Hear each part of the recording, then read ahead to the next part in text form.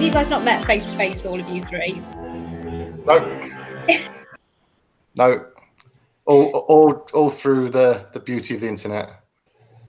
So what was the interview process like? Who interviewed you? So the interviews were with Phil and Sam. So initially with Phil, and then the technical interview was with Phil and Sam. I think we overran by an hour on that one because we had quite a good conversation about some of the projects and technologies that Next are looking to implement. So that was really, really good. And Phil, did you do those all remotely from the start? So yes, it's a bit of a strange one because having never interviewed remotely before, the sort of the thought of it was quite daunting. But in actuality, it was quite a simple process. The first stage being a technical interview with myself and Sam, which was informal, conversational, technology based. The second, more of a traditional interview, all done remotely, all via the Google Hangouts tools. So interesting. It was a very different twist on recruitment. What was your impressions of Next after that? Those first couple of interviews, Dan?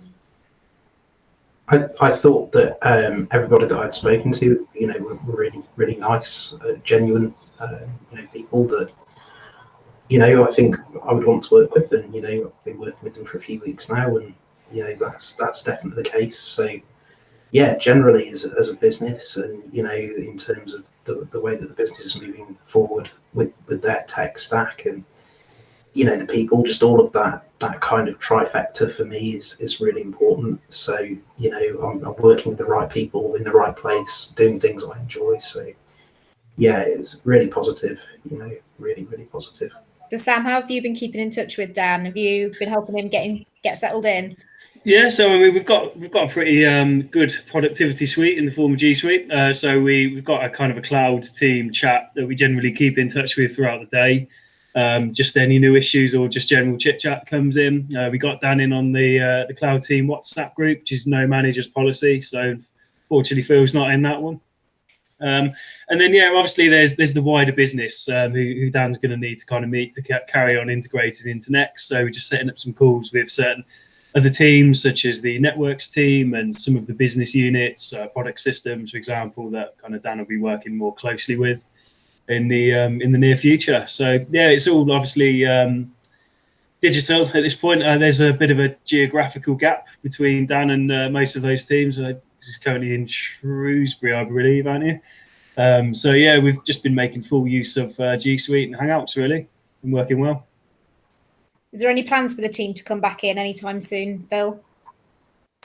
Well, obviously, government guidelines will dictate as and when the office is available to be repopulated.